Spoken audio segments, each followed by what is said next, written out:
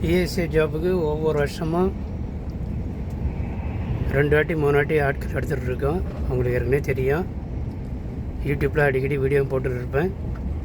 ஆனால் இந்த ஜாபுக்கு பார்த்தீங்கன்னா அப்ளை பண்ண உடனே நீங்கள் பாஸ் ஆகி இம்மிடியேட்டாக போக முடியாது. இப்போல்லாம் வர வர கொஞ்சம் லேட் ஆகுது. அதையும் நீங்கள் புரிஞ்சுக்கணும். அதுக்கப்புறம் படிப்படியாக 10 பேரை 20 பேரை தான் அனுப்புகிறாங்க. நீங்கள் இம்மிடியேட்டாக பாஸ் ஆன உடனே போக முடியுமாங்கிறது சொல்ல முடியாது, உறுதியாக சொல்ல முடியாது. அதெல்லாம் தெரிஞ்சுக்கிட்டு ட்ரை பண்ணுங்கள். கொஞ்சம் பண்ண இருக்கும். ஆனால் பாஸ் ஆகிட்டிங்கன்னா எவ்வளோ நாட்கள் ஆனாலும் கண்டிப்பாக எடுத்துப்பாங்க. 3 மாதம் ஆனாலும் 4 மாதம் ஆனாலும் கண்டிப்பாக மறுபடி கம்பெனிக்கு உள்ளே கூட்டுப்பாங்க. அதில் எந்த மாற்றமும் இல்லை. ஆனால் இம்மிடியேட்டாக போயிடலாம் அப்படின்னு நினச்சிடாதீங்க. கொஞ்சம் கேர்ஃபுல்லாக இருங்க. அதுபோக நீங்கள் இன்டர்வியூலாம் முடிஞ்சிட்டு பாஸ் ஆன பிறகு இன்டர்வியூ முடித்து பாஸ் ஆன பிறகு அதுக்கப்புறம் தான் நீங்கள் விசாவுக்கான ஃபீஸ் கட்டுவீங்க. 3 லட்ச ரூபாங்கிறது கடை வாங்கியோ எப்படி கட்டுறீங்களோ நீங்கள் ஒரு வட்டிக்கு வாங்கி கட்டினா கூட விசாலாம் அந்த 3 லட்ச ரூபா கட்டிட்டீங்க அப்படின்னா நீங்கள் இமீடியட்டாக போயிடலாம். இல்லை அந்த 3 லட்ச ரூபா கட்டுறதை கொஞ்சம் தள்ளி போடுறாங்க அப்படின்னா டிலே ஆகும். சரிங்களா? மேபி ஒரு 3 மாதம் கழிச்சு கட்ட சொல்லலாம். அப்போ கட்ட சொன்னாங்கன்னா அதுக்கப்புறம் வித்தின் ஒரு 1 மந்தில் திருப்பி ஊருக்கு சிங்கப்பூருக்கு கம்பெனிக்கு அனுப்பிச்சிடுவாங்க. இது ஒரு முக்கியமான தகவல். இந்த மாதிரி அடிக்கடி இம்மிடியேட்டாக அனுப்புறதில்ல. சம்டைம்ஸ் அனுப்புவாங்க, சம்டைம் ஒரு 2 மாதமோ 3 மாதமோ. போன வாட்டிலாம் 8 மாதம் கூட ஆகிருக்கு.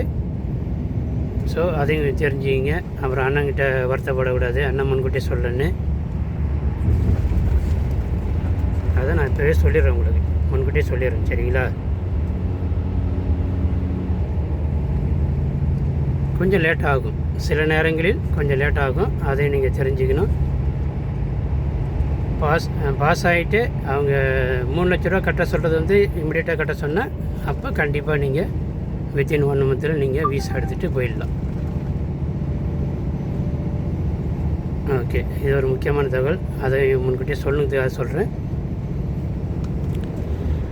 லேசிங் ஜாப்பு கொஞ்சம் கஷ்டமாக தான் இருக்கும். டிரைவிங் ஜாப்பை காட்டிலும் லேசிங் ஜாப்பு கொஞ்சம் கஷ்டமாக இருக்கும்.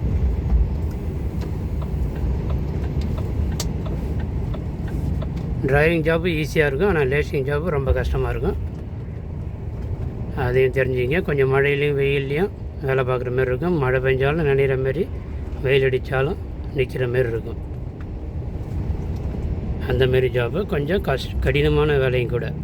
சேல்ரி நார்மலி ஒரு 70,000 to 80,000 கண்டிப்பாக வந்துடும். அதில் எந்த மாற்றமும் இல்லை, கண்டிப்பாக வரும். எல்லாருக்கும் வெவ்வேறான சேல்ரி, ஒரே ஃபிக்ஸ்டு சேல்ரி கிடையாது. 1000 ரூபா, 500 ரூபா, 2000, 3000, 5000, 10,000 ரூபா ஒவ்வொருத்தருக்கும் வித்தியாசம் வரும்.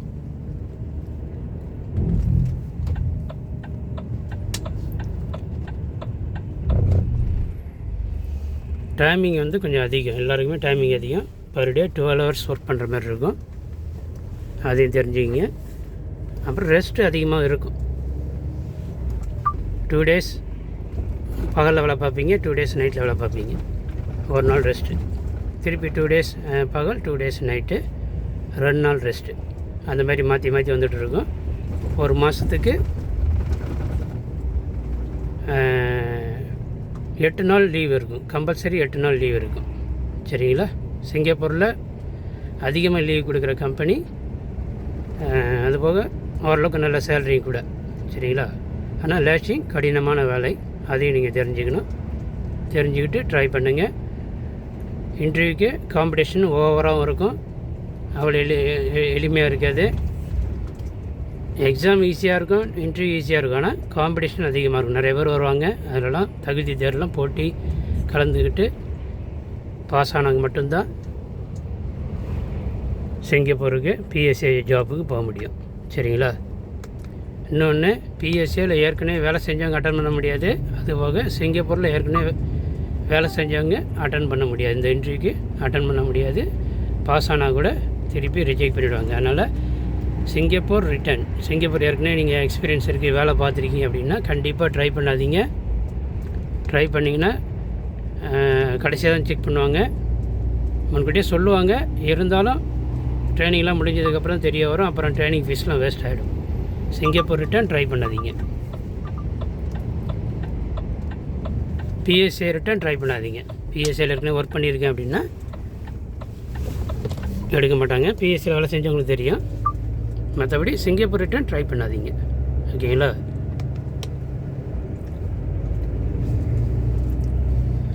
ஜாப் டீட்டெயில் நிறைய வீடியோஸில் போட்டிருக்கேன், அதெல்லாம் பாருங்கள். நல்ல அருமையான ஜாப்பு. சேல்ரி கம்பல்சரி இந்த டேட்டுக்கு இந்த டயத்துக்கு கரெக்டாக போட்டுருவாங்க. ஒவ்வொரு மாதமும் 24ஆந்தேதி நைட்டு ஒரு மணி போல் எல்லாருக்கும் பேங்க் அக்கௌண்ட்டில் சேல்ரி வந்துடும். சேல்ரி ஸ்லிப் வரும், ஃபோனில் நோட்டிஃபிகேஷன் வரும், அமௌண்ட்டு கிரெடிட் ஆகிடும் ஆட்டோமேட்டிக்காக. சேல்ரியில் எந்த ஒரு தயக்கமும் இருக்காது, டிலேவும் இருக்காது. கரெக்டாக டயத்துக்கு அந்த டேட் வைஸ் போட்டுருவாங்க. ஒருவேளை சனி ஞாயிறு வருதுன்னா 2 நாள் முன்னாடியே சேல்ரி போட்டுருவாங்க. சேல்ரியை பொறுத்த வரைக்கும் நல்ல அருமையான சேல்ரி டயத்துக்கு கொடுத்துருவாங்க. நீங்கள் என்ன வேலை செஞ்சாலும் செய்யாட்டி போனாலும் ஆட்டோமேட்டிக்காக உங்களுடைய சேல்ரி வந்துடும்.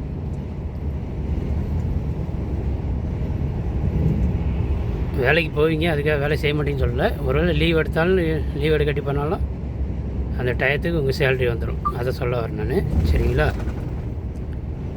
நல்ல அருமையான வேலை, ட்ரை பண்ணுங்கள். ஏஜென்ட் ஃபீஸ் ஏற்கனவே சொல்லியிருக்கேன் 3 லட்ச ரூபா. அதுபோக மெடிக்கல் ஃபீஸ் 2500, ட்ரைனிங் ஃபீஸ் 15,000 ரூபா. சரிங்களா? வாட்ஸ்அப் நம்பர் காண்டாக்ட் பண்ணுங்கள். என்னுடைய WhatsApp number +91 9840 229722. Only WhatsApp message மட்டும் பண்ணுங்கள். சரிங்களா? Thank you. Take care. All the best.